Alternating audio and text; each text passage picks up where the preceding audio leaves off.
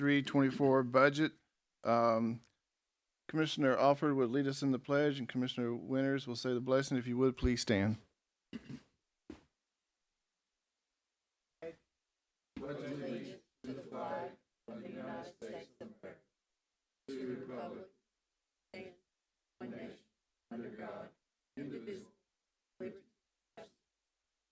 Now we pray. Father, we thank you for your many blessings. Thank you for the men and women that are in this room now. Protect us. Stand on guard for us as we rest. Pray blessings. Pray blessings on each department that comes before us. The work that they do for this county. The work that they do for us. Thank you for them. Thank you for this great county. May the work that we do today be only constituent. Thank you. A few people out here. I want to recognize Constable Burnett. Welcome. Good to see you. We'll get to the sheriff here in a second. Few items as budget hearings are a little bit different than our normal finance committee meeting. The members here, as we go through this and we're meeting with all the departments and elected officials, if you have any additional requests or anything that you need Lori to do, make sure she knows that. Don't assume that she heard you or anything like that. At the end, though, I'll have her go over her takeaways, but make sure that she knows that you need something, okay? The way we always work the budget hearings is the commissioner who asks for the elected official or department head to come will start off the questioning. And then this year, we'll just go sequentially down the order. Well, there's no time limit. You can have as much time as you want as your questions, but we'll just do 2 rounds. After that, if you have any additional questions, you can talk to the elected official or the department head kind of on your own. Last thing, this is a budget hearing, so there is no voting. There's no making a motion or making a second or anything like that. And last but not least, make sure your mic is on or off as the occasion may dictate, right? With that, any questions, commissioners, on that? Mayor, good? All right. First up is the Sheriff's Department. Sheriff, welcome. Thank you for being here and your team. I understand you have a presentation you'd like to make, so if you'll do that, and then we'll start our questioning.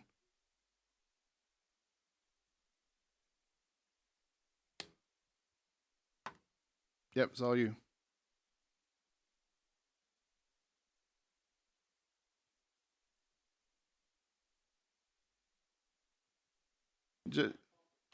Well, I can hear you. Is he good? Yeah.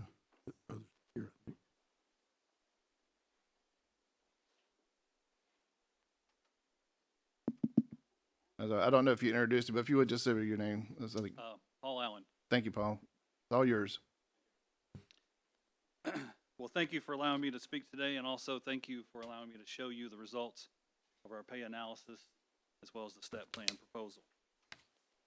I want to preface this presentation by briefly speaking about a recent tragic event, and it's one that occurred in our very own state. 3 weeks ago on March 27th, a shooter enters a school in Nashville that was occupied. The shooter fires 152 rounds, ultimately killing 6 people, 3 adults and 3 innocent children. As the shots continued to ring, officers entered the building without hesitation and quickly brought an end to the threat. Now, it's very common after an incident like this that law enforcement and training professionals study what took place. And we study these events because we want to become better.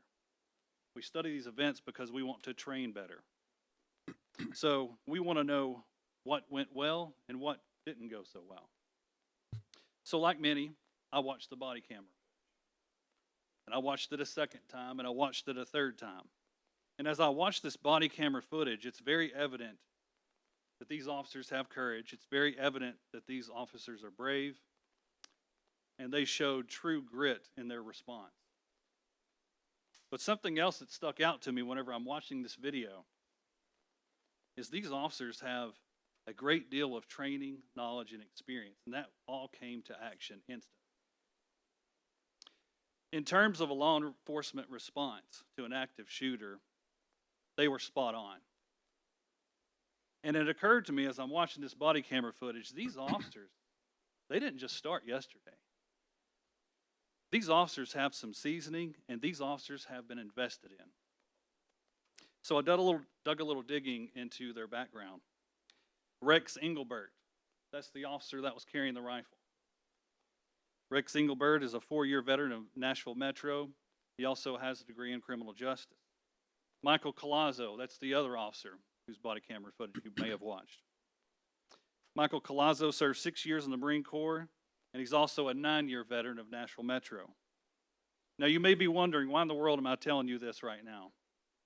Well, I'm telling you this right now because I only think it's fair that everybody knows that Bradley County Sheriff's Office is losing officers. And we're not just losing any officers. We're losing officers that are highly skilled, highly trained. We're losing officers like the Rex Engelberts and like the Michael Colazzos. Here's just a few examples of some officers that have left since July. We had a 19-year detective leave our agency. 19 years of training, knowledge, and experience is gone. It's somewhere else now. In another case, we had a former deputy. This guy, he served in the Marine Corps, and he was at our agency for a number of years. And this guy right here, I would equate this guy to our Rex Engelbert. He was Bradley County Sheriff's Office Rex Engelbert.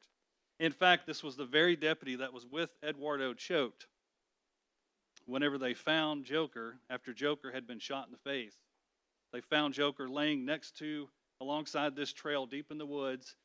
And as I watched this body camera video, this deputy that used to be with us, without any hesitation at all, scoops up Joker, throws him over his shoulders, and he takes off running. And he keeps running, and he keeps running nonstop. Minutes go by, more minutes go by. He never stopped running.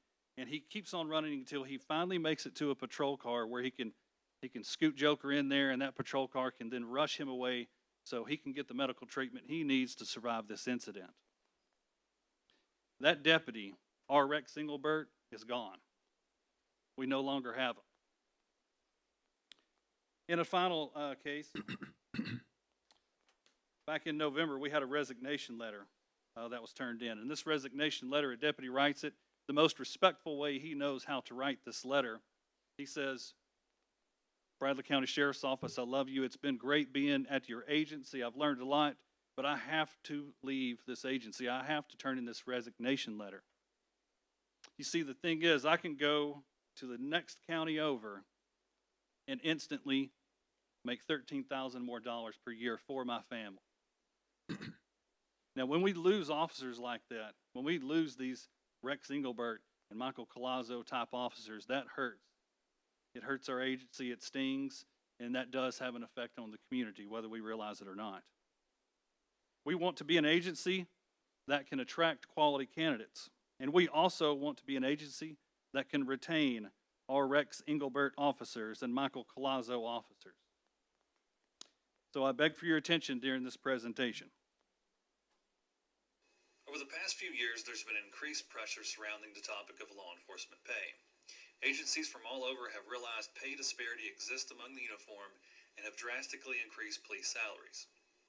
Chattanooga Police Department increased their pay 24%, citing the need to address high cost of living. The Tennessee Highway Patrol is said to soon get a 34% raise. Hamilton County Sheriff's Office starting pay is now $50,000 for correctional officers and even more for patrol officers. Meanwhile, Whitfield County and Dalton Police Departments compete at the $52,400 mark. These, among others, are a large separation from the Bradley County Sheriff's Office, which has a starting pay of $35,145 per year for correctional officers and $38,340 for patrol. We've compared our starting pay to a basket of comparable agencies and private industries in our surrounding area, and what we've discovered is staggering. Our correctional officer starting pay is 13.9% below average, and our patrol deputy starting pay is 18.9% below average. It's important to note, the Bradley County Correctional Division has averaged 30 or more open positions at any given time over the past 6 months. And what this means in terms of safety is that our correctional division has only been operating at just over 68% staffed. We actually have on record nights where only 6 correctional employees were working, charged with overseeing 500 or more inmates. That's odds of 83 to 1. We've researched other agencies, and the Bradley County Sheriff's Office pay disparity issues don't just lie with starting pay. We compared 3 ranked employees from our patrol division to Chattanooga Police Department's pay scale.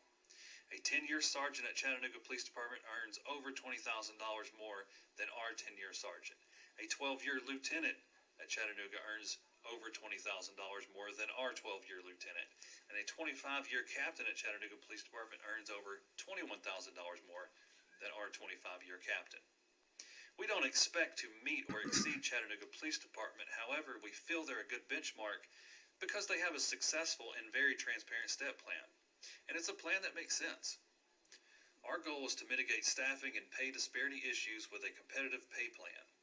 One with a structure that works to successfully recruit and also to secure long-term employees.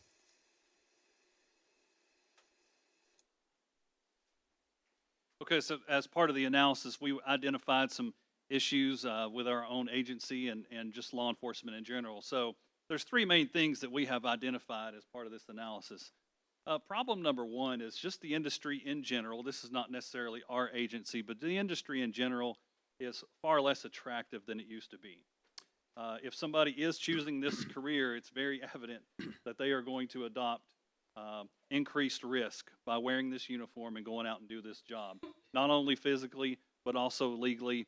And in a lot of cases, it's for lower pay than if they just go work somewhere else that's a lot more safe. So in general, less attractive. If we couple that with our agency not being competitive in terms of pay, that's where one of the issues is, primarily with recruiting. But recruiting is not our only issue. As I said in my opening, retention is another issue that we are facing. We've got experienced, highly skilled, highly trained officers like the Rex Engelberts that are leaving our agencies for other ones that have better pay plans.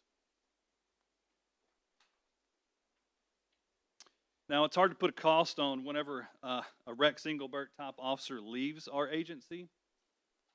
However, we could we could put a number to it. So we did the best we could as far as estimating this.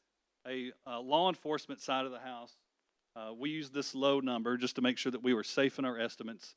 $12,241 per person. That is the training required equipment for them to be released from field training, and they are capable and able to do that job on their own. As far as the correctional division, per person, that amount is almost $2,600 per person. So since July, we've lost 14 patrol deputies and 40 correctional officers, and this is the total cost, $274,414. That's the training cost. That is the cost overall that's been lost due to this high turnover rate. And if we go back 5 years, we've lost 217 correctional officers and 45 patrol deputies, and it's $1.1 million as far as lost money due to turnover. Now, it's very easy for us to calculate and put a number on correctional officers as well as the law enforcement side of the house. It's a little bit more difficult with our civilian employees because civilian employees, their responsibilities differ greatly. But we have had turnover with our civilian personnel, and I will note this: we've got less than 20 civilian personnel, and this could be auto mechanics, this could be general maintenance around the facility. It could also be forensics. We've got 2 civilians out there in the forensics bay. So we couldn't really put a number on this because it varies greatly depending on their training and certifications required to do that specific role. But we've had 11 civilian employees out of those 20 positions in the past 5 years as far as turnover. You should have this in your packet. It'll be a little bit easier to see on that, but this is our competitive analysis. We chose agencies that's to our north, our south, our east, and our west that we touch borders with. This is a mixture of sheriff's offices as well as police departments, and we've also extended out to police departments or other agencies that we have lost some of our good officers too. And as far as some of those other counties that are a little further out, we tried to choose some that were equal in size to our agency to get the best estimate we possibly could. Mathematically, what that equates to is that we are 18.9% below average. This suggests that the average starting pay for a patrol deputy should be $21.92 per hour. Now, I will tell you that within the past 3 days, we've got new data, actually several new pieces of data, and it's actually closer to 22, but I wasn't going to change these slides this close to the presentation.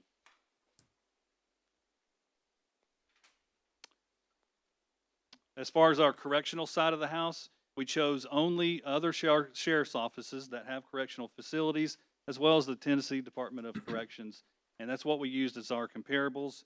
And where that falls mathematically is that they are 13.9% below average, the average being $19.24 per hour. And right now, they are sitting at $16.90 per hour. So after we compiled all this information, of course, we overall have a goal, and we want to develop a pay system that enables our organization to attract as well as retain qualified and professional employees. And we believe strongly that in order to do that, we need to implement a step plan, because a step plan, first thing I'll say about it is all those comparables that we used, almost every one of those agencies have some type of step plan. It may not be identical to what we're proposing here, but very close. And a step plan is very appealing, and it's appealing because everybody in the same grade gets exactly the same basic pay, and there's a high degree of transparency, openness, confidence in the equity of the system. With a step plan, an employee at the sheriff's office, whether it be a correctional employee, law enforcement, or civilian, they have some reference that they can get a hold of, and they can look down this chart and see if all else fails with the economy, I know that I'm headed here. I know where I'm headed. And we believe those charts alone are going to instill some motivation, and it's also going to enable our employees to view this more of a career versus a job. So here's the components that make this step plan happen, and this is what we're proposing. Post-certified starting pay increasing to $43,000, and that's $20.67. That is actually still below the average, and you have those in front of you, but this is actually still below average. The average is it's around $45,500. So this is still below, but $43,000 is what we're proposing in this plan. Our correctional side of the house, $41,000 per year, and that's slightly above what their average would be, and they need it. Corrections, that's who needs this more than anybody, because that's where we've suffered the greatest. And as far as our civilian employees, $32,300 would be the starting benchmark for the civilian employees. And here in a minute, you'll see these different charts. There's also a grade, rate, or rank differential that calculates part of that formula. And the other portion of that formula is 0.9 of a step percent. So that occurs years 1 through 20, as well as 23, 26, and 29. Now, one thing I haven't covered yet that I think is very important to disclose, this step plan, it's not intended to replace cost of living adjustments as they come in the future. However, we do understand that this plan comes at a cost this year, and something that we're willing to waive off. We're not expecting a cost of living increase this year if the step plan is implemented. However, in future years, that is something that we would expect to be there as well, because the longevity it's less than 1%. It's 0.9%. Another thing, the charts that you have in front of you, that does not include education, SWAT, or K-9 pay. So this is an example of what one of these base table looks like. It's pretty intuitive. You find the year, and then you find the rank, and then you intersect. It's as simple as that. This is an example of the charts that our employees would see.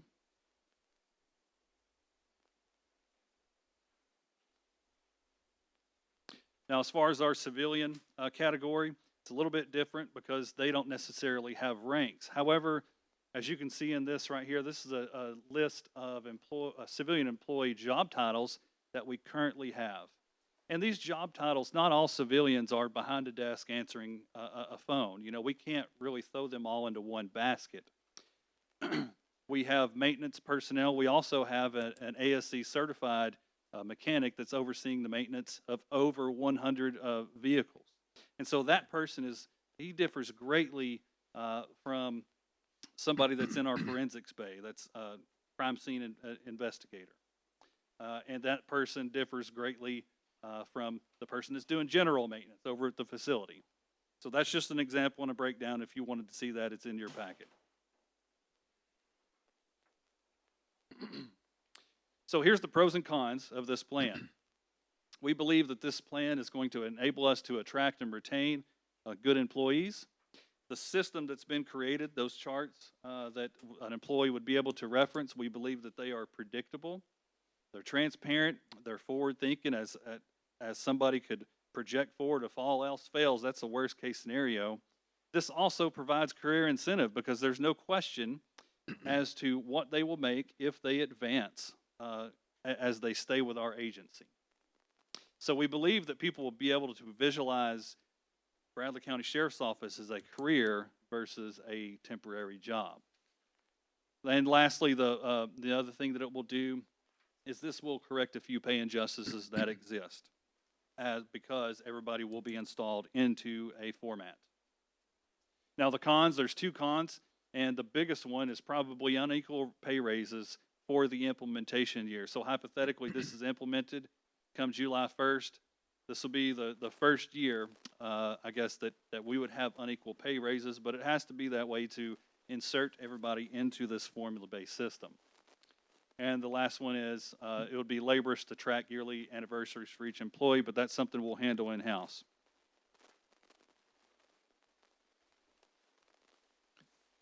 So here's the overall cost of this plan. $1,032,709 is the total cost that's being added to the salaries line. We have sat together in some rooms and had numerous meetings and put our heads together. How can we mitigate some of these costs? And so I'm going to flip one more time over. And so we generated some ideas. And the first idea, it's not mine. I can't attribute myself to this. This was actually the sheriff and mayor met, and they put their heads together. And if we were to freeze 15 correctional positions, like I said in that video, we've been down about 30 positions on average for the past couple of years. So freezing these 15 fundamentally isn't going to hurt us in the long run right now. But that would create $527,280 that we can put towards reducing the cost of this plan. And then one final thing I'll say about that is this is a temporary freeze of these positions. The intentions is as we fill the current open positions that we have, that we will start to trickle in and reinstall these correctional positions over a course of several years. Director Stone has found, she has estimated that we are going to have a surplus in our salaries line. So it's expected that we're going to return $46,593 as far as a surplus in the salaries line that will go back into the general fund. Another surplus is the fuel line. Fuel cost this year is different than last year, so we're going to have a surplus. It's expected of $61,900. That will be returned, and that's something that could be used perhaps to pay for this plan. And less the end of vehicle lease costs. So thankfully, y'all approved we could use some federal funds to pay for some leased vehicles. Those leases are up. And so we no longer have to use $154,000 to pay for these leases. And that's another idea that was generated. Perhaps that money could be used to fund this project. And the last one, an opioid settlement that had just come into our understanding. If we used a portion of that fund to pay for 2 drug detectives, and we did an estimate of how much this would be, and the salaries alone, that would be $102,000, and perhaps that's another idea that we kind of had is, what if we used that? But if we used all these different funds that are coming back in, or we're not using anymore. The new total cost of this plan to Bradley County as far as new money is only $139,249. And that's actually less than a 2% cost of living increase for our agency. So just something to consider. And one final thing to consider before I turn it back over to Sheriff Lawson. Tennessee Governor Bill Lee proposed a plan to allocate $140 million in new funding for school resource officers as well as money for private school safety. And it's our understanding that this money is really meant to pay for the salary, benefits, training, and equipment for one SRO per school. And we don't have an exact number on this. We have heard some rumors of a number, something to the tune of 75,000 total is what we've heard. Don't know that. But given that we have 16 locations, potentially 17 in the future as far as Bradley County school locations, that's some money that may be coming in. And feedback that we got is they're wanting this to happen pretty fast. So something to think about. It may be something we could use to bolster this plan. That's the end of this presentation. I'm going to turn it over now to Sheriff Steve Lawson.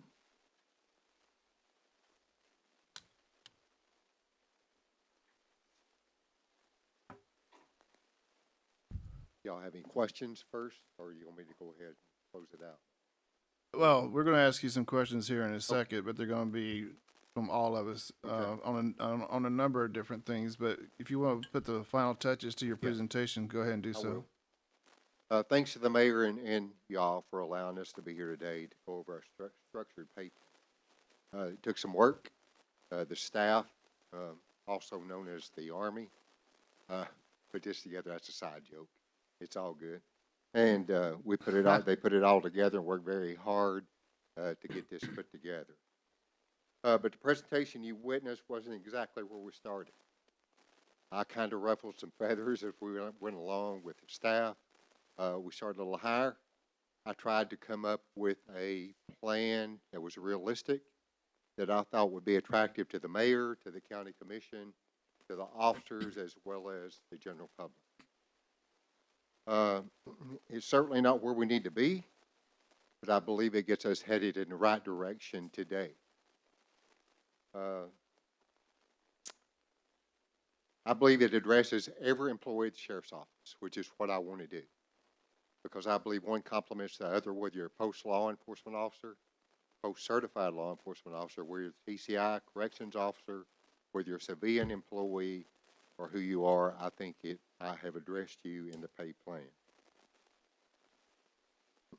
Each of you, as members of the Finance Committee, will make recommendations to the mayor and full commission concerning the state of our county over the years to come. In the coming weeks, you will make recommendations concerning the funding of law enforcement for the coming year. $45,522.28 is a starting pay, average starting pay for law enforcement officers in our area. Keep in mind, our starting pay is $38,343, or $18.43 an hour. $40,024.33 is the starting pay, average pay for correctional officers in our area. Our starting pay is $35,152, or $16.90 an hour. As one of the 14 members of the county commission, please look at the overall situation and ask yourself this question. Do we wish to keep our trained and qualified officers and overall sheriff's department members, or is it okay to keep losing people to other agencies in the private sector who offer more compensation? As you consider the options, please ask yourself as a citizen and a commissioner, what's best for our county? Who would you want addressing your situation or responding to the emergency if it's you or a member of your family? I can tell you as a private citizen, and especially the leader of this agency, I would want the best officers available protecting our schools, which contain our most precious assets, our churches, and our county. I do believe the overwhelming majority of the people in this county are pro-law enforcement and believe the same as I do. I believe that the support for this pay plan, that there is support for this pay plan if the people are made aware of the situation and where the county is concerning attracting and retaining officers for the law enforcement side and the correction side. The majority of Bradley County citizens have no idea that we've been down in the numbers from 30 to 40 officers, and it's not getting any better. We will be willing to give our presentation to any organization in any district and share with the people where we believe our agency needs to be at the present time. If any civic group, organization, or neighborhood wants to get together people and hear our presentation, we'll be glad to be there. It's up to the people to decide what is best for the county through the mayor and each of you, and I will honor their decision, whatever that may be. In closing, I will leave you with this. Over the past few budgets, I believe we have provided you a plan which has been aimed at recruiting and retaining officers in both the law enforcement and corrections division of our agency. In my opinion, we have the best employees overall here in Bradley County. As I look at other agencies across the state, not many compare to the people we have in place or plans for school safety, training, and many other law enforcement issues. Pull our crime numbers from the TBI website and compare them to any other agency. I believe those numbers will speak for themselves. When Governor Lee's proposed school security measures are passed and put into motion, I would ask that the mayor and commission work with me in continuing to set the mark for the rest of the state to follow with our school security plans that we have used, and help me use that plan to save money to bolster law enforcement overall in this county. I look forward to working with each of you in the future to make this happen and would appreciate your consideration for this plan. Thank you. Thanks, Sheriff Lawson. We'll start some questioning. I just want to say real quick, I forgot my bad to welcome Commissioner Gilbert, who's with us today, and Commissioner Beatty as well. They're joining the Finance Committee. When we're asking questions in this dialogue, I hope everybody who can hear me, this is not adversarial. I think you would agree over your term, this Finance Committee, the Law Enforcement Committee, the full commission, the mayor's office is try to do everything we can with equipment over the past couple of years, and now with the compensation packages. So I don't want anybody to think that there's any adversarial or anything. We have to ask certain questions because obviously, as you well know, as an elected official, we get questions from constituents, why this, why that, and stuff like that. So I just want to put that out there. The way we'll do it, I guess, is we'll start with Commissioner Winters, since the protocol dictates. Then we'll come to Commissioner Alford and just work down the line.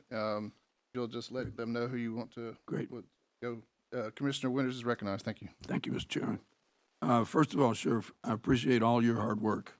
This is a major challenge that you've undertaken, and serving on Law Enforcement Committee, I appreciate all that you do. You have me at hello with a payment plan, a step plan. Bradley County Schools has had a step plan for many years, as you know. I know that the benefits of a step plan, and I think it's a great idea and a great move.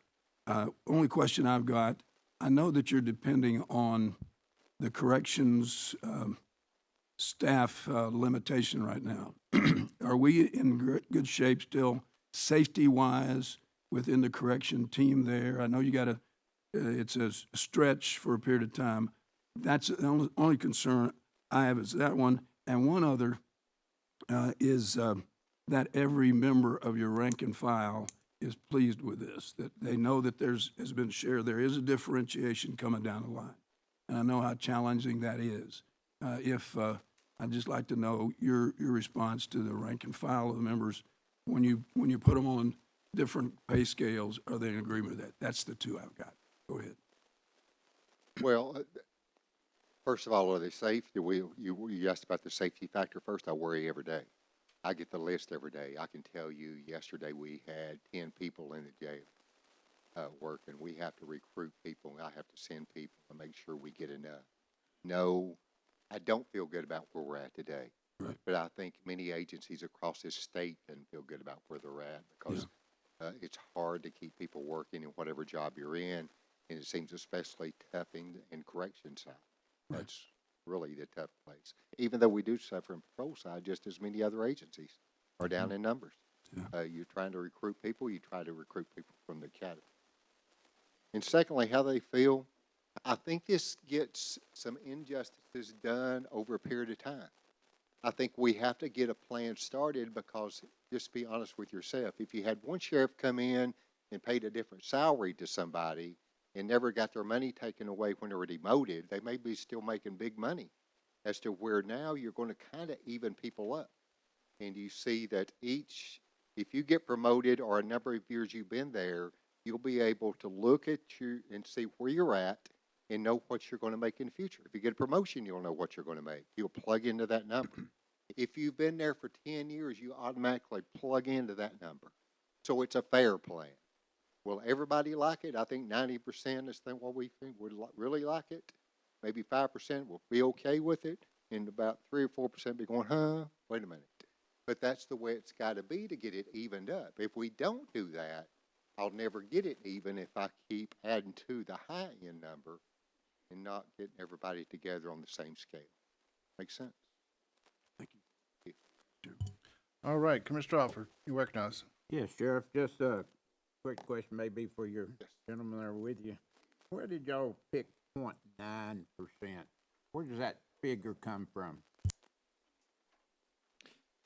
Okay, so, yeah, I'll disclose to everybody, and this is not an exaggeration, I guarantee that we have ran close to well over 50, maybe even near 100 scenarios playing with the starting pay, this multiplier, that 0.9%, and as well as the differences in these different ranks. To answer your question, we were trying to reduce the cost. We didn't start out at 0.9%. We actually started out at $47,000 for patrol, and then the multiplier was 1.12%. To me, that was the magical number that's saying. But during these meetings that we would have, we'd put our heads together, and the costs were just too great, and this is something that we've got to bring it down to where that it's at least reasonable to be a stepping stone, something we can build off of. So that's how we ended up at 0.9%.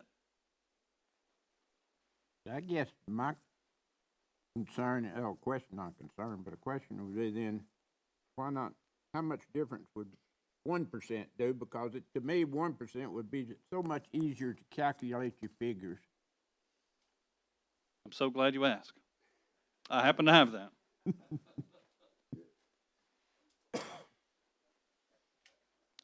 1% is exactly $84,448 more dollars. So you're saying for 1%, we're just going to be $84,000 more on the back end.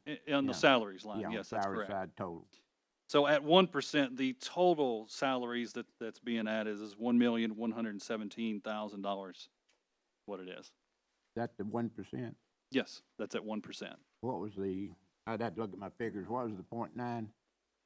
Yeah, at 0.9%, it's $1,032,709. So how much is the difference? 84,448. Thank you. That's the only question I got right now. Thank you, Commissioner Alford. Mine will request on the second round because we're already 40 minutes into your time. But Sheriff, I want to ask you about the certification of your jail that you recently received and the status of that. That was supposed to bring in some additional revenue as well. You worked hard to get that from what your presentation on that. And Yes. is the state, I'll put it this way, is the state honoring their part of it? No. What happened was you got two different entities from the state and ECI, Tennessee Correctional Institute, which I think you went to. They addressed y'all at the county commissioners conference. And I think I received some phone calls from some of y'all telling me about we can get more money for inmates, state inmates. And so we worked for over a year, put together to get the accreditation. I think we was the number 10 facility, something like that, out of the state to get it. My people did work hard, went through the process of getting accredited, first time that I remember it being accredited. And, we got our certificate. I actually picked it up and I asked them when we was gonna get our money. And, it seems like that now the, Department of Corrections has intervened. There may be some negotiating back and forth, and they want you to, sign a contract with them and, guarantee education of inmates, so on and so forth. It was very, and I'll tell you, while I'm on that, let me say this, and when it come out with the education grant for inmates, we do more in this county educating inmates. And we reach out, we're from Cleveland State City Fields and all that bunch. We got the best going, and really, we're good there. So I don't know what's gonna happen. I think a lot of sheriffs have laid it aside till they figure out what's going on and not even pursuing the accreditation until they figure out why we need it, where are we going, and how's it gonna benefit the county? Cause it took up a lot of time to get this done, to meet their, marks that we had to meet, like the 19 out of 21 or whatever we had to meet, and it took us a lot of time to get all that done, and now I feel like we've kind of spun our wheels for a while, but hopefully that will benefit us in the future if they ever get it ironed out. Well, I'll commit to this. We have a conference coming up here in a couple of weeks, and I'll champion that because we did put a lot of effort into it with an expectation on that. So next, I want to chat with you real quick about the SRO program that was referred to a second ago. 75,000 is the number that has been thrown out, for the better lack of the word, per SRO officer assigned to a school, as I understand it, and you have 16. So 1,800 schools across the state, schools is the way they counted. I hadn't seen a list of schools. I've got this as Sheriff's Association last week, and it come from Governor Lee actually addressed all the sheriffs and said the money is going to come through the Department of Safety. right, got Commissioner that. Jeff Long is a former sheriff in Williamson County, addressed us, and he told me on the side, we're in good shape. Bradley County's in good shape because you can supplement that money. They encouraged us to use it for law enforcement, to bolster law enforcement. My expectations would be, in asking y'all to, if there's excess money there, to use it toward deputy salaries. You can look at this list and talk about the 1%, maybe go to 1.2. But we can offer something better. You don't have to use all the money, but we could sure use a lot and not be any cost to the taxpayers. Use the money wisely and look at the salaries and try to get more competitive with the areas around us. We can't do that with the money we got. I know that. But if that money comes from the state, it would be wise to us to meet here again and revisit the whole pay structure again, just to bolster the numbers what we could. Now, the only thing that we left out in raising it to the 1%, I think it would raise the retention cost every year.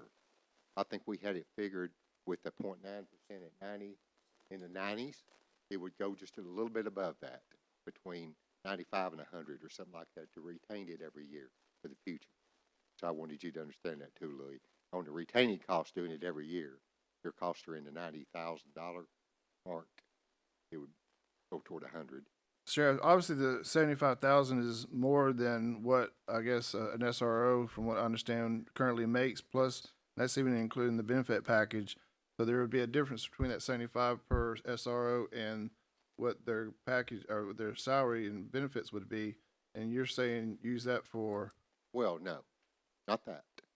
What I'm saying to use that for is equipment. I think the way they explained it to us, and the way they think it's going to be, it's not in concrete yet, but whenever it comes out, I think it's going to come in the next couple of weeks.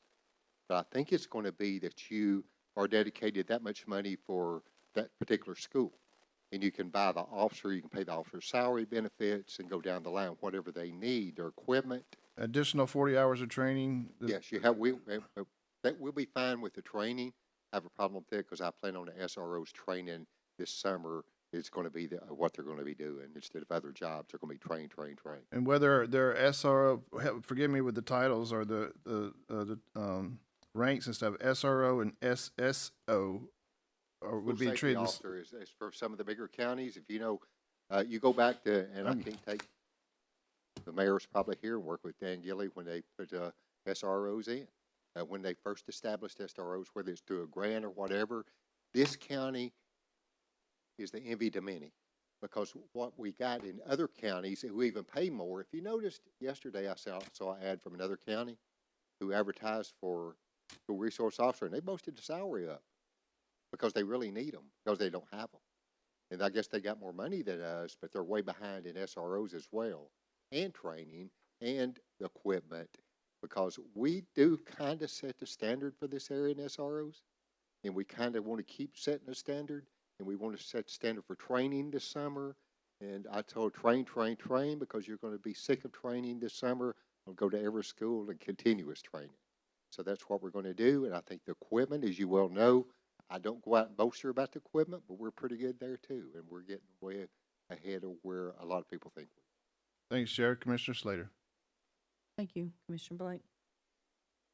So I have a couple of questions. Okay. Why does the plan not go from year 1 to year 29? Why do you skip 24, 25, 21, 22, 27, 28? Why wouldn't you give it every year? Okay, I'll answer that one.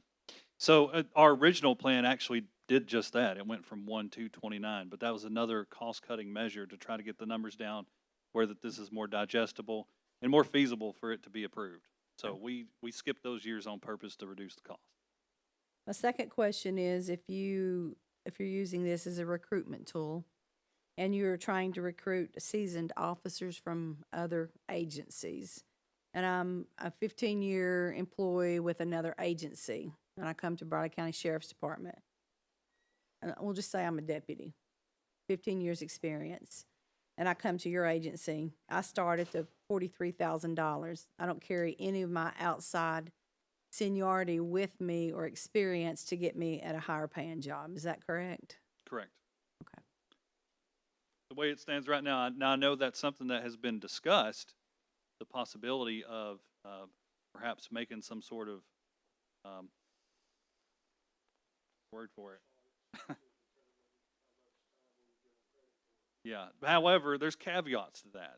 There's caveats to that, and my personal opinion, I feel like the caveats to that outweigh the benefits of leaving it as is, because we want to encourage all our officers that exist right now to stay with us, and that's really the purpose of it, more so as far as this longevity part.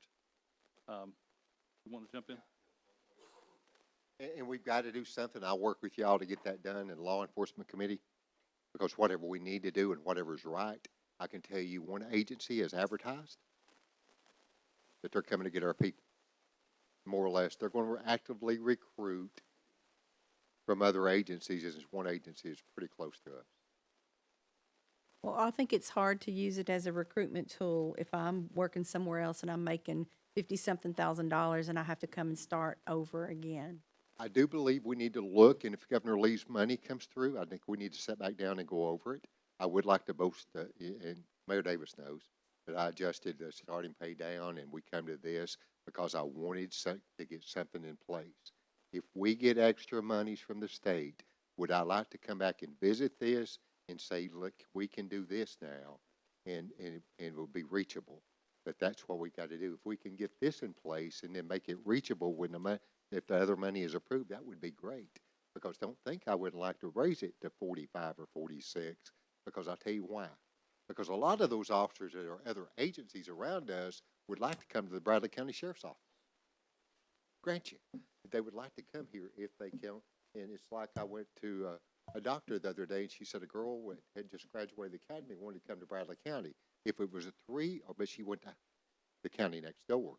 But if it was $3,000 or $4,000, she would have come to Bradley County, but she couldn't because of the $14,000. She couldn't do it. So if your plan is implemented in the budget for 23, 24, will you have employees who will actually lose money? Or will you? No, you nobody won't? loses money. Okay, nobody will lose Nobody money. loses money. There's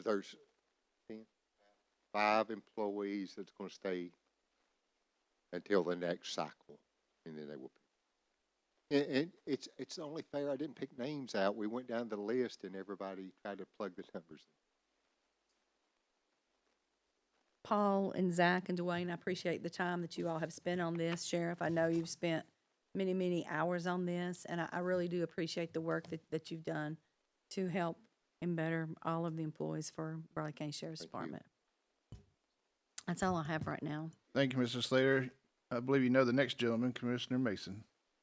Well, I'd just like to say that kudos to the guys and gals that worked on um, all this step plan too. And as Sheriff Lawson knows, I'm in the jail and I'm all over the sheriff's office daily. I've been there for over 21 years, and everyone I've talked to, no matter what division it is, they're all in favor for a step plan. I mean, we've been there. I've been there. So kudos to, and it's money to my ears too to hear that they're giving money for the SROs too. That's been something that's been discussed for years back in probably the late '90s. So that's a plus for all of us too as commissioners in this body. That's all I have. Thank you. Thank you, Mr. Mason. And Trish, Chairman Cry.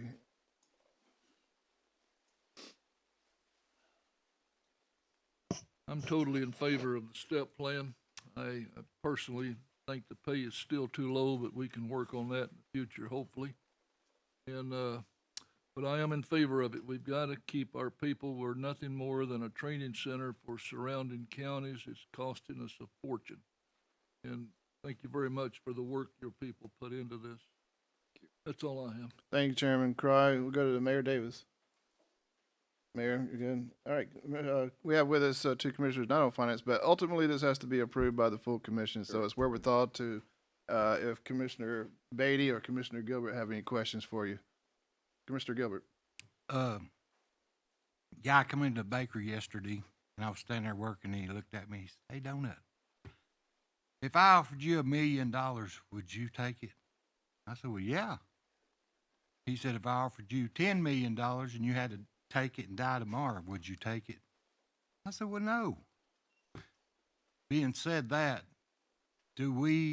most of the guys I see out here, some of them I went to school with. A couple of them I went to school with. And I know there was programs for guys that was in school, coming out of high school, to be in the sheriff's department and be into the volunteer fire department. And these guys was dedicated. They loved what they did. And is there any more of that? Yes. happening? And absolutely, both high schools have criminal justice classes too. And Zach spends a lot of time there. In fact, Skills USA, the crime scene, when my boy was at Walker Valley, they actually won the state championship, Skills USA crime scene. So second national international competition. So there is, and we touch base with all those people. We train with them. I just gave them some evidence bags and stuff yesterday. We go and commingle, and I think Heroes up there. They've been up there all week. And in fact, Monday they go to the state championship round, I think. And so yes, we do. And I visited Walker Valley this week and visited the criminal justice class myself. And we do the same. So there is things in place as to try to get people interested. And being saying what I said, you have to love your job first before you get paid. And y'all boys deserve a lot more than what you're getting paid, but that's one thing I'd like to really start seeing. Yes. This country has lost that. Yes. And I'd like to see it get back to people loving their community and the people around them and appreciating them. I appreciate everything y'all boys has done. Y'all worked hard to come up with this budget. If you've done it over 50 times, ran a budget over 50 times to try to get to it, kudos. That's the job, and I appreciate you. That's all for me. Yeah. Thank you, Commissioner Gilbert. Commissioner Beatty, have it. In the first district, I mean, the people are really concerned about law enforcement, you know. And first, this pay plan, I think you come up with a good plan, but I still think everything's too low on it. Thank you. All right, Mayor, you were good. I think that hits everybody. We're really crunched for our time, but I think, as you know, Rhodes was canceled. So we can probably go a little bit more over the 1 o'clock, if that's okay with you, Sheriff. But second round, we'll start with you as well, Commissioner. Commissioner Officer, if you have any follow-ups. Just one quick one, looking at this, starting pay comparisons, patrol and corrections. If we did the plan that we're talking about, how far would that move us up amongst all these different counties that you, on your chart, you think? In other words, I'm looking, we're second from the bottom on patrol, and that's all the counties you've studied locally, and. Are you looking at the law enforcement, the patrol side, or the Yes, corrections this one? chart, yeah. Okay. If you looked at, see how, if this plan went into effect, how far that would move us up. I'm actually going to, oh, I don't have a cursor. I don't have it in front of me. I apologize, so I'm gonna have to restart this. What page you going to? Patrol pay. Patrol? comparison. Okay. So our starting pay for patrol, what we're proposing is going up to $43,000, which I believe.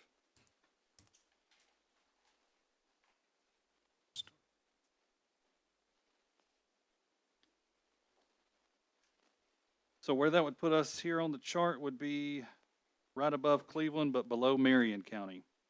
So we're still pretty far down in the chart, according to that. Yes. It's still below average. Understand. And on your corrections officers? That one is a little bit above average, so that one we would be starting at $41,000 is what we're proposing.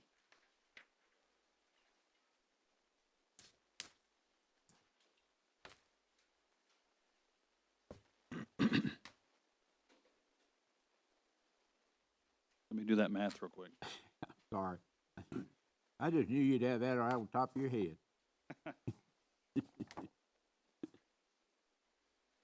So that's $19.71 per hour. So we'd jump up pretty good on corrections Yeah. officers, you think? Yeah, that one gets us a little bit above average in corrections.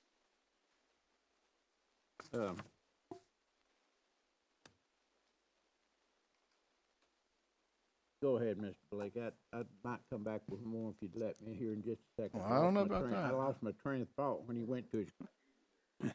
So a computer's what did it. Just kidding. Commissioner Winters. I don't have another question. I don't think. I'm looking at,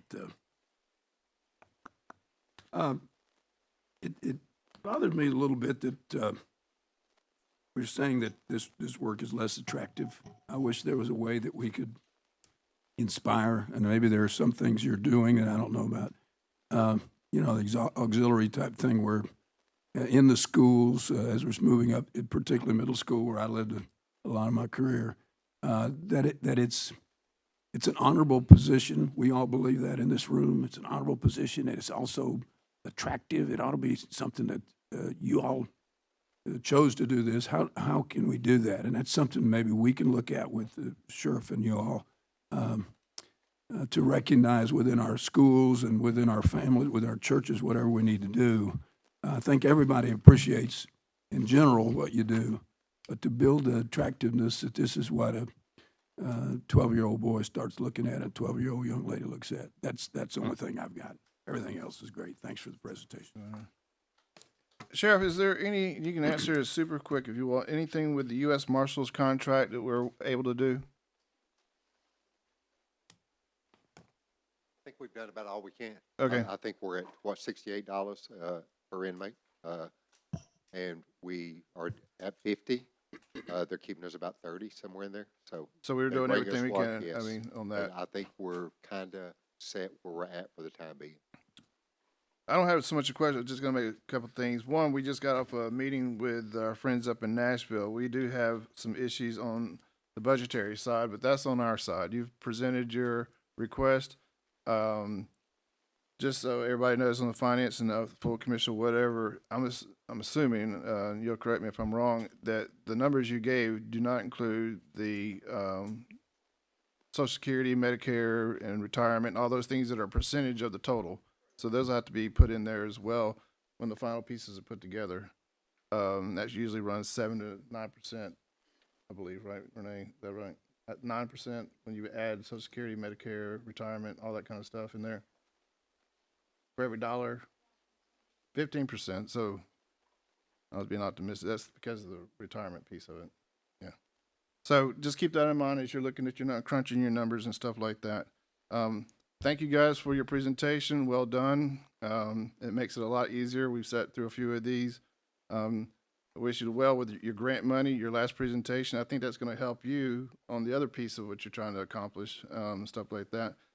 Kudos to Dwayne. I've chatted with him. I'll probably wore him out, but not everything we do here. You have a lot of numbers here, a lot of numbers that for us to digest, and it's quantifiable to a certain degree. But there's a lot of things that are not quantifiable, and that is the effort, or I'm sorry, the efficiencies that come with some of the things that we invest money into. And I'll use Dwayne as an example that were there. The system where your department is talking to 911 has cut down quite a bit of mistakes. We'll call it that, right? Be fair. And there's more of that that's going to come. So the more we can invest in your department and you guys use the money wisely, the better this is for everybody, for the kind of community that we want. That's all I have. Thank you very much, Sheriff. Commissioner Slater. Commissioner Slater, thank you. Commissioner Mason. Chairman Cry. I'm good, thank you. Thank you, Chairman Cry. And we'll go to Commissioner Gilbert. Good. And Commissioner Beatty and Mayor. Good. I think we're all good. Thank you, Sheriff. Thank you for all your command staff and all your people for what you do. Appreciate it. All right, so that's the sheriff's part. Next, Lori, you'll help me.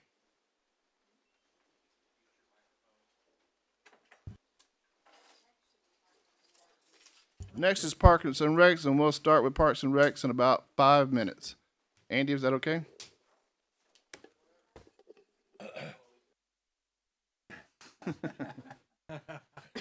Hey, Andy. Hey, Andy, you got a second before you start talking? You cleared the room. You should be the baddest dude around. That's right, man.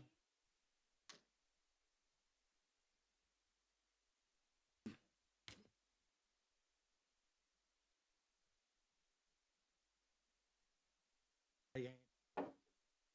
Got a second? That damn Rotary Club sign down. Read 'em. Rotary.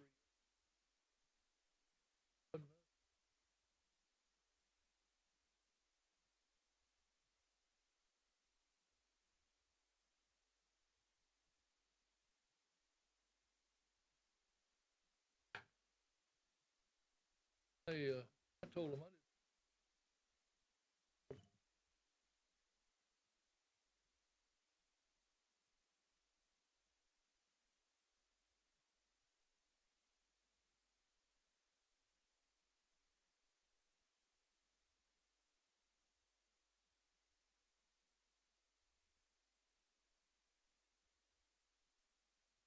Button and it'll be red and everybody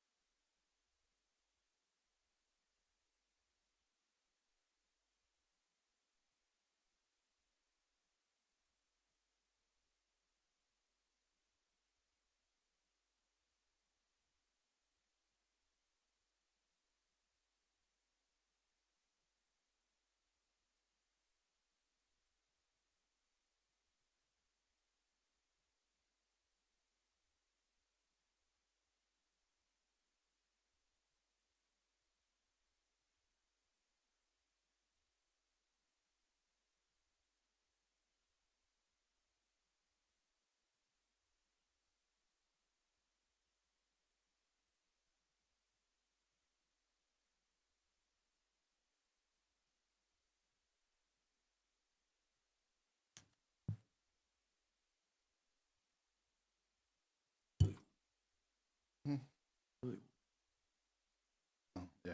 There you go.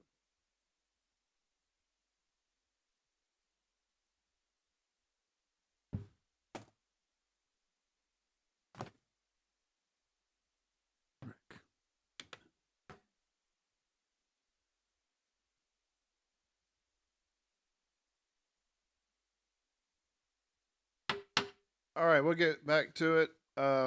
Next is Parks and Rec. Director Andy's here with us. Director, sorry.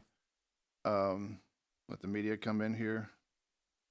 Again, the commissioner that called you in, we'll start off and then we'll go down the other way, just to be fair. With that, Commissioner Alford, you'll start the questioning. Unless, Andy, you had something you want to you had something you want to say first? No, sir. Okay, Commissioner Alford, please. Sorry. Thank you, Andy, for being here. I was looking at this local revenue recreation tournament. Department request was 15,000. Is that part of putting on tournaments or what's that for? Yes.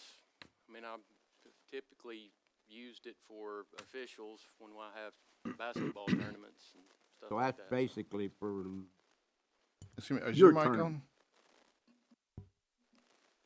I don't know. Is it? Yes, then it is. I'll speak louder for you. So that's basically for your type of tournaments, your basketball? Well, what or tournaments that I can run, yes. the ones you sponsor? Yeah. Okay. Where's the revenue category for the tournaments that come in here from out of town? It would be, I believe, lease and rentals when I rent the parks. Let me see what number that is.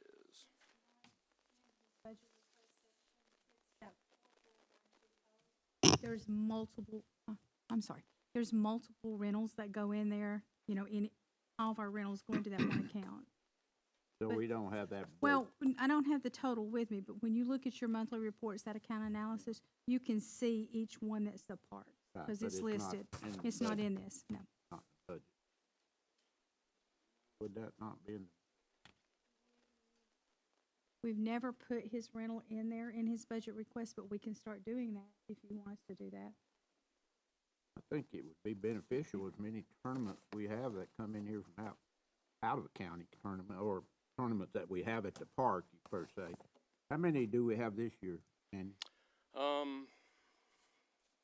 We have quite a few that are coming now. We've had several rained out because we're not in a very good weather pattern right now. It seems to rain every Friday and Saturday. So we've had we've had two make so far since the beginning of March, basically because of weather. I had several more scheduled. They just got rained out. We have no idea how much money that one tournament might bring in as far as fees and. As far as park fees, I see I've had one that was one park, so that was $400 because I did go up on my rental fee, which is basically $100 a field. And then I had one that was roughly $800 because it was baseball and softball at the county, so two parks. So Since March, that's just March. So if I'm bringing a team in here, and my fee would be $400. No, sir. No, sir. The tournament director's fee to use the park is $800 for two parks. I don't have anything to do with the teams coming in. That's tournament director. I don't know what the tournament director charges them. I guess my next question then, on the expense side is, when we do these tournaments, do you have any idea what it costs the county put on one of these for another person to put on a tournament? What we put in? Yeah. We put in dragging the fields, throwing some chalk lines down, putting people in the concession stands, selling them stuff. So, do I know what the amount on that is per weekend? No, sir, I do not. We don't have any idea what it costs us to line the fields, pay the. I mean, I could give you I guess what I'm trying to get to, are we breaking even on the $400, or are we behind with their expense side? I'm sure when it all said and done, we probably come out a little on top. I don't know how much, but I mean, to line a field, I could line all 4 baseball fields with 1 bag of chalk. So, But you got labor and, yeah, I have labor, but they're there on Fridays anyway. So, recreation commissary. Is that just, concession that's, stands? yes, sir. That's a concession Is stand. that all your park That's concessions? all 4 of them. Do we have a breakdown at all on, say, for example, I bring in a tournament for a 2-day weekend, how much that concession stand might make? I could give you a pretty good estimate of that. Typically, and the majority of these tournaments are actually 1-day tournaments. Rarely do you have a 2-day tournament anymore. Most of your tournaments, if they're 2-part, I use county park off of Urbane, for example. So you're running baseball and softball, 2 concessions. You're probably going to make anywhere from, I'd say $2,500 to $6,000. Just depends on how big it is. How old the kids are, too. The younger the kids, the more they seem to spend in the concession stand. So That's all I have right now, Mr. I'll come back. Thank you, Commissioner Alford. We'll start over on this side. Since we start on this side, Commissioner Mason, I don't have anything. Commissioner Slater. Thank you, Mr. Chairman. I have a question regarding the lights at Elrod. And maybe it's more of a question for the mayor. I don't know. Are the lights at Elrod something that could be purchased with ARP funding? We do. Yes, I'm taking it out of his and putting it there, so Okay. it'll be in that one. It's Okay, so- already in that one, I think, but he and the sheriff and people like that have no other place to request it, so they go ahead and request it, but Okay. Thank you. That was the only question I had. Thank you, Mr. Slater. Real quick, you said you went up on your fees. I didn't hear how much you went up. it's basically $100 a field. $100 a field. Yeah. The field, like you said, the director of the tournament so- absorbs. If they're playing at the Whitlock Complex at County, you got 4 fields up there. It'd be $400. Right. So you're absolutely right with respects to the weather not cooperating. Like everybody else, our cell phones have maps and weather. We're looking at that right now. So I guess I'll use that as a catalyst to the question. Would it benefit us? I know you probably don't document, like, if we would have had AstroTurf or something to that effect on the baseball fields or our softball fields, after the rain comes and the rain goes 30, 40 minutes, maybe an hour, you can get back out there and continue on with your tournament. Right now, if this is a bad storm coming in and the fields get too saturated, the weekend's pretty much lost. Is that fair? Hey, today's a great example. I've already had to cancel my rec ball tonight because of the weather. So that's county baseball and softball fields, and Blue Springs won't play tonight. And then I'm kind of waiting to see if the tournament tomorrow will be able to make or not. Right, and being, as everybody knows, a dad of a baseball player years and years ago, it seems like, the parents are sitting there waiting, and if they're 50 miles out trying to determine whether or not tomorrow they make a trip down to Bradley County or not. So, correct me if I'm wrong, it would be, once we have the revenue, and I understand the budget constraints completely, but to start phasing in AstroTurf on the softball fields and the baseball fields over the next couple of years, so that things like this can, weather systems like this can keep us going, so to speak. Yeah, if we had turf fields, we'd play tonight and we'd play tomorrow. Yeah, so we just need to start getting numbers on that. I think, and the numbers are going to change, inflation and stuff like that. But if we're thinking that we want you to put AstroTurf on the softball fields, and from what I understand, softball is quote unquote more popular and more useful than baseball. So if we were going to start somewhere, it would be softball, I assume. Baseball or softball at the county. Now you got to realize that if you go out there and turf the Whitlock Complex, that's the one on top. the 4 fields, or the 5 fields if you count the bigger field. That's probably about 1.4 million. 1.4 million. Now And- that's backstop to fence. That's them taking everything out, coming in. Mhm. They'll take your fences down.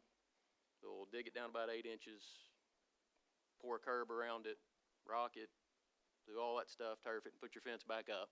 Right. I mean, that's part of the but- project plan and stuff like that. But once you get that done, then those 4 fields are good for baseball or softball as far as tournaments. I mean, you could play 5, 6 through 12-year-old baseball, and you could play 5, 6 through 18-year-old softball on those fields. So if we could get at least one field on softball and one field on baseball, at least you would have one field that isn't saturated, and they could just stack them up and give them their start times and limits and all that kind of stuff.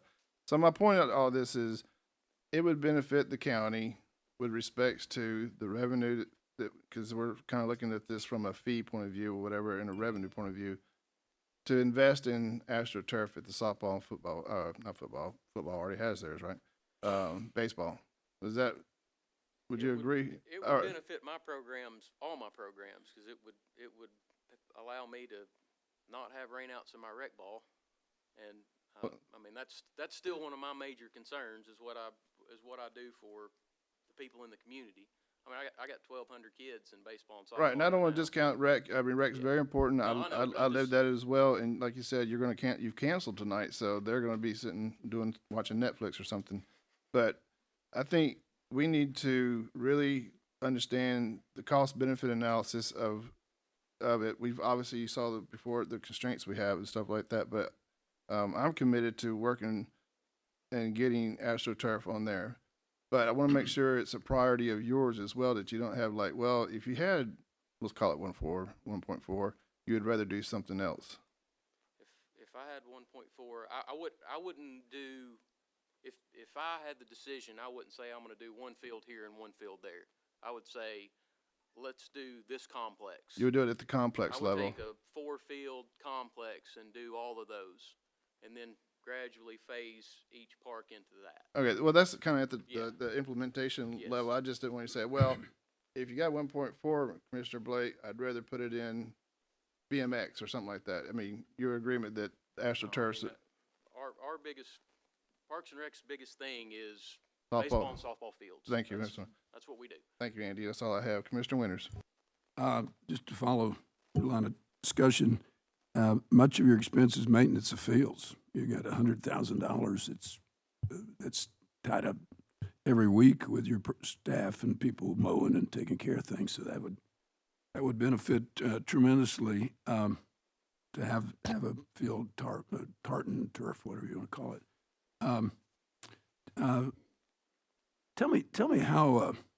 And I think you do a great job. I'm a satisfied grandparent watching my kids play. You go above and beyond, do a lot of neat things that make sitting in the stands, we're comfortable with what you do. So as we're building all this, is how we can, and I know it's tough getting, you're going to figure out where I'm going here in just a second. Referees can make you or break you. They make the wrong call at the wrong time. I know a situation happened where friendships are lost and people are angry and all that kind of stuff. The training of your, I know there's training teams you have that come in and work with referees. Sometimes referees can diffuse it, or sometimes they can raise it to the level. And you got some that are major and they've been there a long time and have a lot of respect, and they know how to do this. But you got some coming in. Do you have a training team that if one of my family wanted to be a referee, that they could take them from A to get them to Z and work them through that? Do we have, or is it just now it's just getting somebody to go in there and do it, I'm sure. First That's of my all, question. it's just getting somebody out there. Yeah. That's the toughest job in any organization with sports, whether it's my rec ball or TSSAA's baseball, basketball, softball. I mean, you're begging for officials all the time.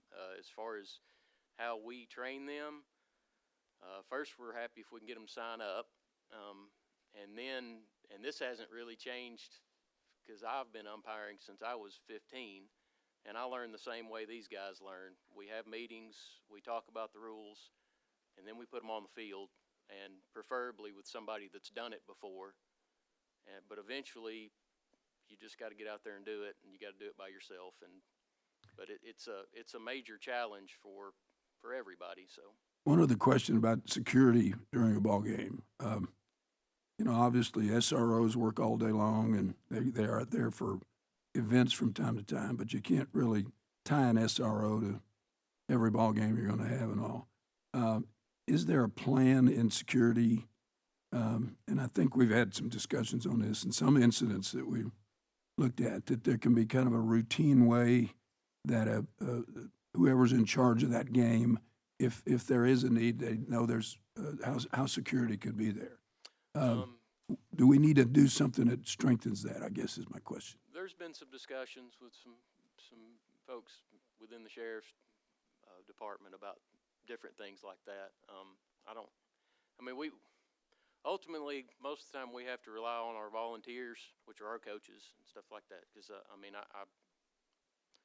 us as a department couldn't pay an SRO to stay at every basketball game or go to every baseball game. But we have had discussions about that.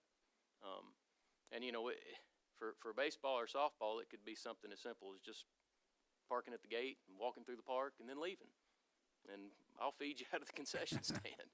But just seeing that uniform makes a big difference. But hopefully it's not something we have to get super serious about. But yeah, we've definitely talked about it and would be prepared to do something like that. All right, Chairman Cry. Thank you, Mayor Davis. Well, he belongs to you, so just kidding. No, I've already gone through your budget, Andy, and made lots of changes, but we'll get together before we present. But things like the 800 will be there in the ARP fund, so it'll be all right at the end of the day. We'll appreciate it. Thank you.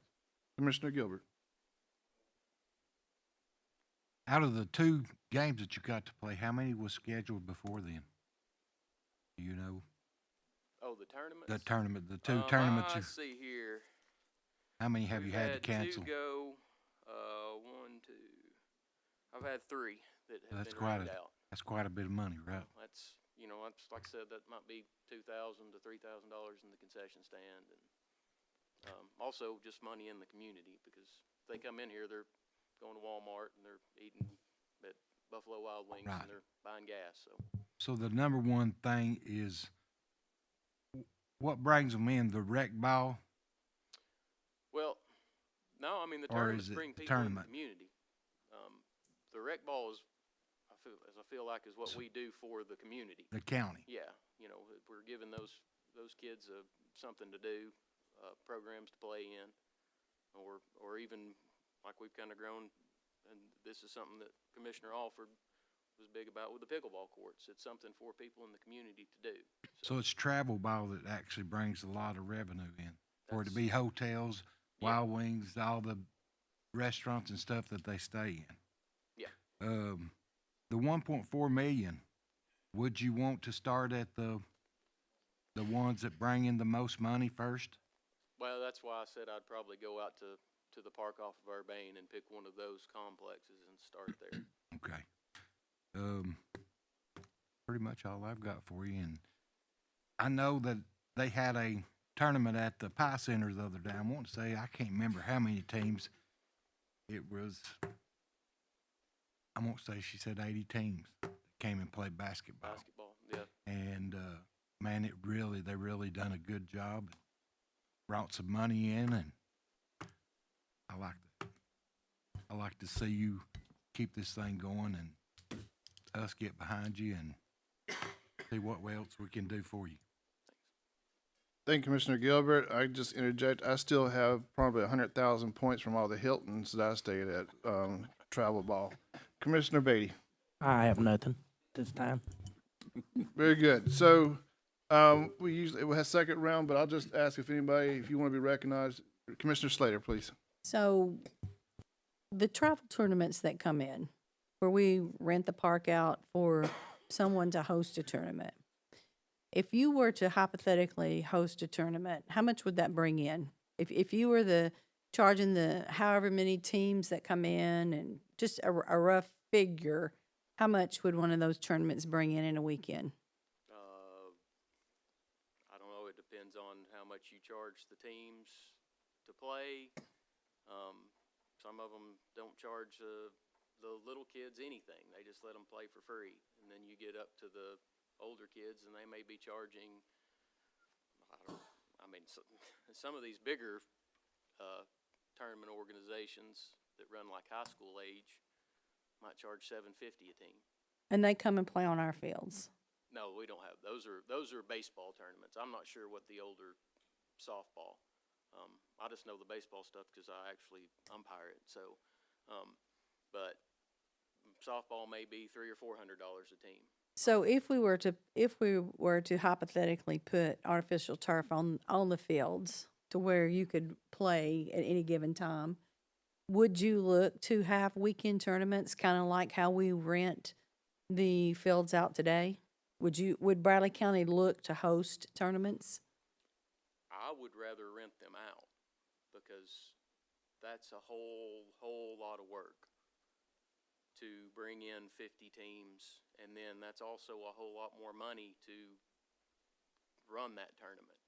Whereas what I have into a weekend tournament is fields ready, turn the lights on, run the concession stand, with some part-time workers there to help out versus paying 30 umpires and paying site directors and gatekeepers Well, and all that other stuff. I'm just thinking of a way to help mitigate or pay for the $1.4 million in artificial turf. It's hard for me to fathom that a tournament director would run a tournament and not make thousands of dollars for that weekend. Oh, I'm sure that they do well. And then we're just charging $800. So is there somewhere that's a happy median where we can recoup some money to help pay for artificial turf instead of, somebody's getting rich doing that. Not saying it's you that needs to, but you know what I'm saying. Is it something, to say that, and I get rec ball. I'm out there 2 nights a week watching kids play rec ball. I get it. But, the money is in the weekend tournaments. Somebody's making a lot of money doing that on Bradley County fields. So that's all I have. Thank you, Andy. I'll just tell you, I had a nice conversation about 2 or 3 weeks ago with Brandon Dillon, I believe, in Hamilton County. You know him? Did I say his name right? What is it? Brant Donlin. Sorry. Yes, I know Brant. I was going by memory, which I should never, ever do, right? Anyway, the way that they do it down there is a bit different than what we do. And it would be astronomical to change it to how they do it because he gets the hotel motel tax, which we all know how that works. But when in that conversation, he mentioned that if Bradley County, we've gone over how AstroTurfs and upgrading would make us more attractive, but they're growing their quote unquote sports industry as well. They've had this car circle thing or whatever it was. And I asked him point blank, I was like, if you get to the point where you don't have the capacity for everything, he says, yeah, I'll make a phone call to Andy or Paul Wyrick or whoever. So I'd just say that to add on to, as Hamilton County or others grow, we benefit from that as well. I'll just ask if you agree or disagree with that and your thoughts on that. I agree with it. I know Brant as one of our basketball officials, but we have been used for overflow from Chattanooga tournaments in the past. It's been a couple years back, but the first tournament that was ever held at Elrod Park was an overflow World Series of adult softball that they did. So it's not so much us attracting tournaments with the tournament directors that you have relationships with. It's just the overflow from North Georgia and Hamilton County as well. All right. That's all I have. Anybody else going once, going twice? Commissioner Gilbert, real quick. Just real quick, so if you was to put AstroTurf, so instead of being 800, whatever you charge now, it should be substantially It would be, yeah, it a would be bigger amount different. of money, Yeah. right? Yeah.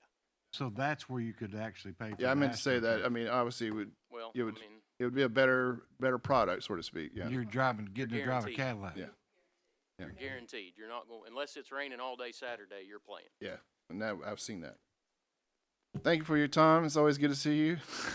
Yep. So with that, we'll take another 5 minutes and transition, and I believe we have our friends from the Election Commission next. So about 5 minutes, and that'll be at in 5 minutes.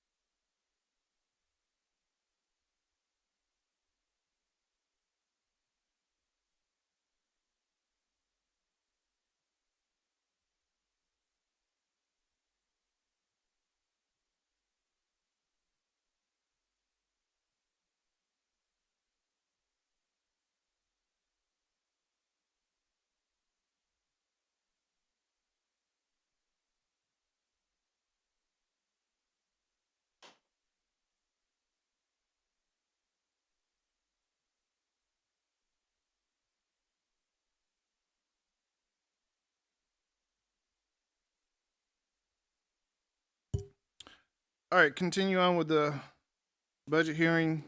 Next is elections. Again, same format. Randy, have anything you want to say beforehand? You go. So if we can get additional employees and the electronic poll books, it'd be great. That's all I got. The end, huh? The end. You need to go with over to Sheriff Lawson and come up with a 15-page. I'm just kidding. Commissioner Slater's first. He is recognized. Thank you, sir. In Fund 101, you have $52,300 listed for your electronic poll books. Yes. So tell me a little bit about what that would do for you. The electronic poll books are going to add integrity to our elections. We currently have too few people doing too much work. The electronic poll books, not the initial election, or the first election, because we've got to mirror paper poll books and electronic poll books. But after that, it will reduce election workers. Right now, you've got one poll worker to 1 to 2 poll books, and in your biggest precinct, you might have 7 poll books. So then with the retention problem that we have with election workers, sometimes you have 3 election workers working 7 poll books. With the electronic poll book, the biggest precincts would have 2, and it would only have 1 person each running it. So it will cut back on election workers after the first election.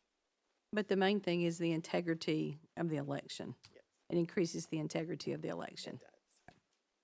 Mayor, glad you joined us today.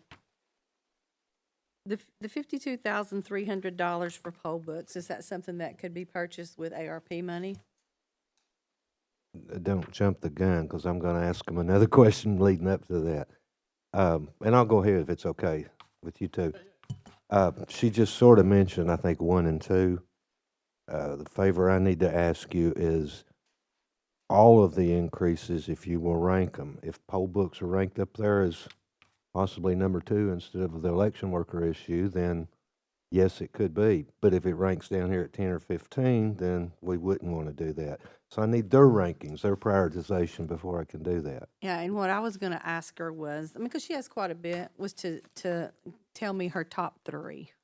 Yeah, well, I would hope we might could get past 3 even. If I were them, to be confident, I'd go ahead and prioritize the top 5 or 6 or even 10. Okay. But back to your question, then I would do the 189 possibly instead of ARP, because it'd be so much simpler to do on that one. But we're doing several in both whenever you see the proposal. But yeah, it could work. You're right.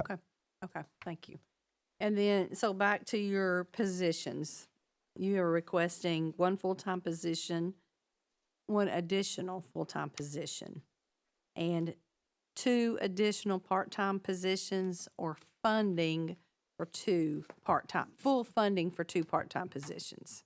Yes, that's correct. Okay, so today Not 2 you are, additional part-time. so you are requesting 1 additional full-time person, and you currently have 2 part-time, correct me if I'm wrong, 2 part-time employees, but one of those positions is not 100% funded. Correct. We robbed Peter to pay Paul. Okay, so you're technically asking for 1 additional full-time person and the funding, the 100% funding of the second position. Right. Okay, that's all I have for this round, Mr. Chairman. Commissioner Mason.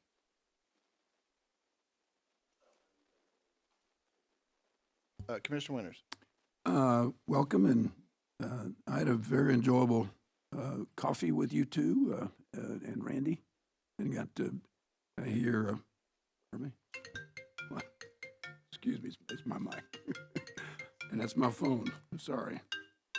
The real question, only question I really have, and I think it's probably something we need to know, is more about what you do. You know, you're the full-time director there, and you shared with me. I think we all need to look at the details of work, because all of us do more than most people think we do in our jobs, and I'm sure it's good for us to know exactly what your role is, and that's what my main question is that we just put that in place.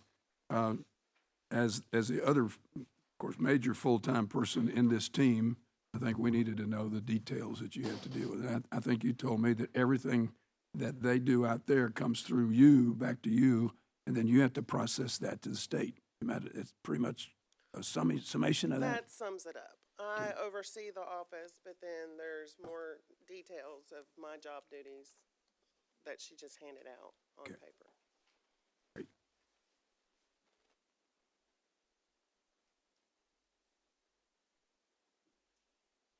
So that's the main question, Mr. Chairman, that I wanted to make sure we had an overview of life. And if I may, so in times that, especially during election times, Fran always does jump in to help, because even with the full-time and the two part-times, we still struggle to meet Right. deadlines and keep up with things, and Right. she does a wonderful job of stepping in those moments. Right.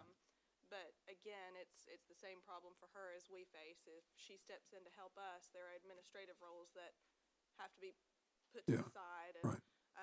that's where during election time she usually works extended hours Right. to try to meet all of the requirements and help us. So Thank you. Thank you. I think that's it. The poll books, those have been asked for in the past, Mr. Slater, and the integrity of the election is obviously the number one thing. And I'll go back to a few years when I was over there. That is what I used to call the currency of what elections are all about. If you do not have integrity in the elections, we can see all over the place what happens. I think it's fair to say, you correct me if I'm wrong, we've never had to face a lawsuit because we do things absolutely by the, and we go so far as to hire somebody, a CPA firm that is independent, no party affiliation, to make sure every I is dotted, every T is crossed. That's been going on since I remember. Before my The time. the poll, really, the poll books is for election day at the precincts, and the added complex piece of it is kind of what happened out at Valley View. Is now there's quote unquote 2 precincts there, but it's one location. Also, with respects to when we have what we call a crossover with city elections going on and county elections, whereas take mine for example, Commissioner, District 3, the county District 3 is 90% in the city, so I live in the city, but Commissioner Mole at the time, he lived out in the county, but we both voted at Senior Center. So when we went up there, I had a city ballot as well as a county ballot, but he only had a county ballot. Those poll books help with making sure that someone gets the right ballot every single time. The other thing is during election day, they can't go from Senior Center, jump in their car and run to another poll. Like for us, it would be Lee University, and vote there. Now, eventually it would get caught. It would eventually get caught, but it's after the fact, and if it's done too much, it again goes back to the integrity. People are questioning and stuff like that. And what you want is there's no question. I mean, everything was done up and up. Everything's up here. As she used to say, you know, all cards are on the deck at the same time. So the poll books, I think, are past due. Work with the mayor, this committee and the full commission, work with the mayor on the financing of it, whether it's ARP money and all the intricacies and complexities of getting it through ARP, or whether it's in 189, which is a fund in our budget. We can work out the details there, but and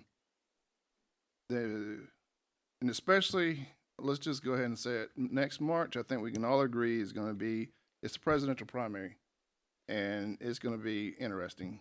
We'll just leave it at that. So it's important that we do our part and meet the challenge on that. Fran, the question I guess is, I've been keeping track as much as I can with what's going on in Nashville and all the new laws, but you probably have a better idea. You're with the Secretary of State's office and what they do. Are there any new laws or anything that's coming down that you know that's kind of already passed that's going to affect you in the elections? No. So they didn't change too many things in this session that would affect you on that. The poll machines are basically keeping track of the voter. The actual machines where you hit the red button is the actual machine that tallies the vote.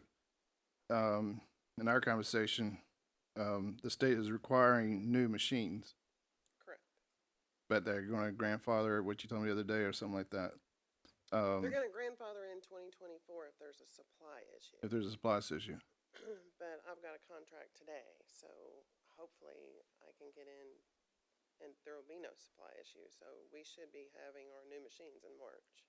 So these are good, from what I understand, correct me if I'm wrong, is that these machines, we have to upfront the cost. We'll have it'll come out of our budget, and we work with the mayor on what's best, if it's 189 or in your budget or however on that. But it's reimbursed, so eventually the state's going to write us a big fat check, hopefully, and we recognize the revenue and or we recognize the revenue in the budget or something. We'll work out the accounting piece of it, but we have to have new machines by March of 2024, really by February, because that's when early voting starts. Right. And then you've got to do a lot of training. We've And the got whole, to train. I'm gonna publicize it heavily for any voter that wants to walk in our office and look before Election Day. right, and that's what I hope is, we're looking at all the wonderful things you get to do. One of them is interact with the public. I'm gonna highlight that one. Yeah, I bet you will. But it is going to be important because the machines are going to have even more integrity with the tally sheet and stuff like that. Is there anything on the equipment side, the poll books, the new machines, even though they're going to be paid for eventually by the state, that you're requesting, except for carpet? Yeah, we can take that out because the roof still leaks. Equipment. I need a printer. I need two. You need a printer. Yeah, I need two. our dot matrix printer, which is our only voter registration card printer, died 2 days ago. I've been working on it for 3 days, and there's no You don't have, no saving it. So we're gonna have to get a backup for that. so the budget request that you submitted funds 3 early voting locations, right? You're going back to that. Actually, no, it's gonna do 4. 4, that's even better. So we're looking for a north side replacement for the mall. All right. We are going to continue to look for a south side location, and then we are going to continue with the rec center. And then, of course, our office. The rec center. The rec center didn't cost you that much, did That's it? right. It's free. They offer it for free. So. But you still have to staff it, and Yes. yeah. So basically, you're gonna have 4 early voting sites for the 15 days or whatever it takes before. Actually, February presidential preference primaries, we only vote 12 days. Only do it. Okay, so that's the time. The other thing that you're going to have that complex is obviously our friends up in Nashville, when they did redistricting, kind of, I don't know, messed things up. Well, they helped, but then they hurt. Well, yeah, they get it right at the county and city level, but with the state senate, The state senate, but they we kind were of split congressionally, so yeah, they gave all of Bradley County to Senate 1. to one congressional to 3. Congressman Fleischman, I guess, whatever. So you don't have that split anymore. But they, on the state senate side, you have Senator Lowe has pretty much, and then you got that little tiny little bit there, and that senator, I believe, is up next year as well. So he'll be on the so additional cost on programming for those machines. As well as the DA's position. The DA, yeah, and yeah, I heard about that. And we will also have school board seats that are up on here as well, since they've been made. Yeah, school partisan. board, they're always on there though, but no, that's right, They were they're made now partisan, yeah. So it's going to actually be a fairly large ballot in March. Right. That's all I have for right now, Commissioner. Mayor, yeah. Yeah, thank you. On the voting machines that you were talking about, once they send us a written confirmation of how much that they're gonna reimburse us for, then we will come to you, or we'll ask them to come to you with an amendment increasing revenue and expenses. And we'll just leave it in their budget because we're getting reimbursed. But the written confirmation from the state's what's important. And what I was saying earlier, all I'm asking is any line that is more than ideally last year, but, or more than this year, whichever one you want to use, rank them so that I know. Keeps talking about the poll books, but if it ranks 20th, then I'm not going to propose doing what was being discussed. It's up to you to rank them. What's your number one? Does the poll book help on number of election workers? I think somebody said that. So if that ranked number 2, then election workers may not rank so high, or vice versa. So, but I want you to rank them. I'm not going to rank them, and then we'll go as far down the rankings as we can get. Keeping in mind, a one-time ranking is a lot easier to get than an ongoing ranking, if you follow me. A one-time purchase is a lot easier to fund than an ongoing. So you rank them, and if you'll submit that to me, I'd appreciate it. I was going to ask earlier, but I thought I'd just wait till today. But it shouldn't take you long just to go down through there, and which is most important to your office. Yeah, we can do that. And also, to point out with the electronic poll books will help reduce costs of election workers in the future. But like Fran mentioned, that first election, so ideally if we could get the poll books and use them starting in March, we would not be able to reduce election workers because we have to mimic the paper. But moving forward from that, I believe we only have to do that once. So then moving forward, we can reduce. Fran knows me well enough to know I'm going to make note for next year's budget that election workers should start showing a decline because of that. You know what I'm saying? Right. If that's a top ranking, I'm not promoting, because I want it to be yours. But whatever you all decide is top ranking. Okay? That's all I have. Thank you, Mayor. Commissioner Mason, come back. Well, Commissioner Mayor, let me finish up with the round, then we'll start with you. But Chairman Cry. About 6 years ago, I guess, in your budget, you requested tablets or something, and the issue then was security, that they were connected by internet or something. No, they're not connected. They're standalone. Yeah, these are standalone that we're talking about. Yes. So there's no potential security risk of hacking. No. That's all I have. All right, we have Commissioner Gilbert. I wouldn't do my district right if I didn't ask. South Side. We're gonna try to find a spot. Planet Fitness is rented. I was out there yesterday, and there's an old tanning bed in the Walmart Plaza. But they typically don't like to short-term lease. But we're gonna try our best. And if there's anything that we can do to help you try to find a spot, I'll be glad to. I don't know if you still have the trailers or not. We can't use the trailers. Can't use the trailers. Our internet has to be grounded. So if we can help you in any way, we'll try our best. We'll try to find you a place. Okay, thank you. Thank you, Commissioner. Commissioner Beatty. I have nothing right now. I think that's all. Commissioner Mason, thank you. I was just going to say, I sat down with the ladies too and went over some stuff with them. I also reached out to Representative Raper too to see if he could get some state money pushed in here to help on whether it be computers or any. I don't know if he's reached out to y'all or not. He has, and we're going to generate a list and email it to him. And he said that he would go talk to the Secretary of State to see if there's any. Well, I think anything we can say for the county, that's a win too. Let the state, they have their elections right through here too. I think they could help. Yeah, Commissioner Say, before I come to y'all, the next election is pretty much funded by the state. It's the presidential primary. That's, I'll say my question, but I can tell you what I'm going to ask you is what part will they pay for and what part will they not? But you can wait till after. Mr. Slater. So when I was a couple weeks ago going through your request and looking at everything, I learned something. I didn't realize that you all went to the nursing home and the jails for all the elections and provided ballots for citizens in the nursing home and citizens that live at Blythe Avenue to participate in the election.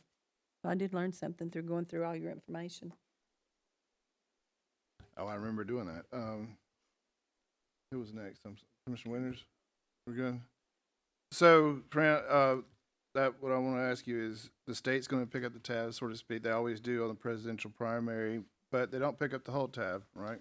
They don't pay for my salary or the office staff salary, and they will not, like electronic poll books, that's no. Supplies, if it's for this election only, and it wouldn't be used in subsequent elections.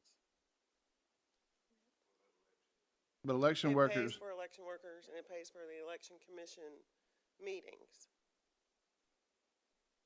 okay, rent, utilities. right. And since the last budget, you increased the per day for your election workers from We what, have. And 10? that's why some of election workers, that line item is up because of the election commission did give them a raise. It's gone up a little bit because we're gonna have 2 sets of school of instructions to one train on the new machines and then just go over basic training anyway. What was the question? So we've got budgeted, we budget those so that if every election worker came to all the mandated trainings, it's the most that it could be. Right. With the new machines, we're doing a more extensive training with our workers, just because even our most experienced workers have not seen these before. And while a lot of it is the same, when most of our workers are older and want to feel confident with, their knowledge about what they're using and how they're helping the voters. So that increase was for election day workers, right? What, They also gave early voting? Early voting, yeah. As well? Early voting was $8.50 an hour. Now it's $10 an hour. And the state will pick up that increase. The state will, yeah. We bill them election workers, election commission meetings, rent, utilities, ballot builds. I mean, they'll pay a lot. That's all I have. Anybody else? Last chance? Mayor Davison. I think from memory, I was trying to look through it right quick, but I don't think it's included from memory. Could you do a revenue projection on what the state will be reimbursing? That offsets a portion of your. I can, and I have done that on one of my lists. Everything election-based that I've got in this budget is $104,000. All the election workers aren't going to show up, but like for rent and utilities, advertising, so yeah, you'd get 104 back. So you're saying that we should get back 104,000 from the March election from the state? If that's what we spend. So roughly everything I've $100,000. got budgeted, I went through, and if it's March election based, if we spent everything, if rent was $8,000, if we spent everything that I've got in this budget, it comes to $104,000.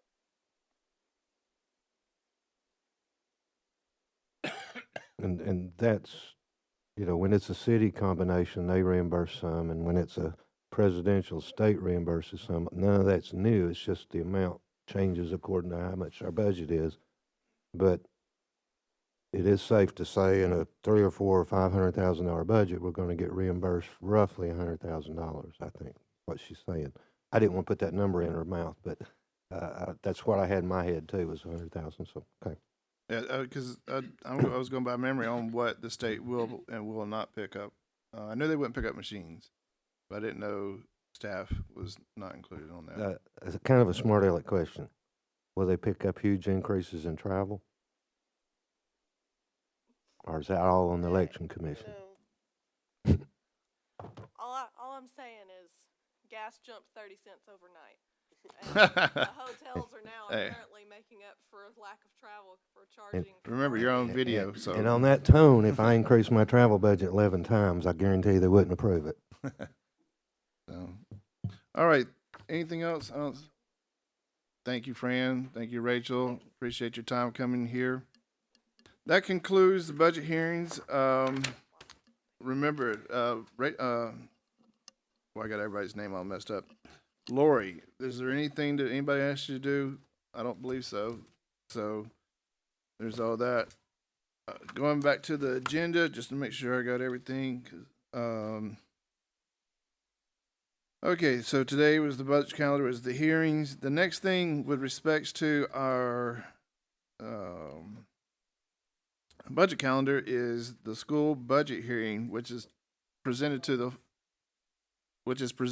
the full commission. Dr. Cash and Director Wilcutt will come to the full committee. I believe it's in a work session, right? Yeah. And we'll have their budget proposal. I think the school board is meeting here in the next couple of weeks to finalize their pieces and get that to us. And then after that, it's into the mayor's proposal, and then our meeting, and then the resolution. Is there anything else? No? Thank you guys for your time. I appreciate it. And we are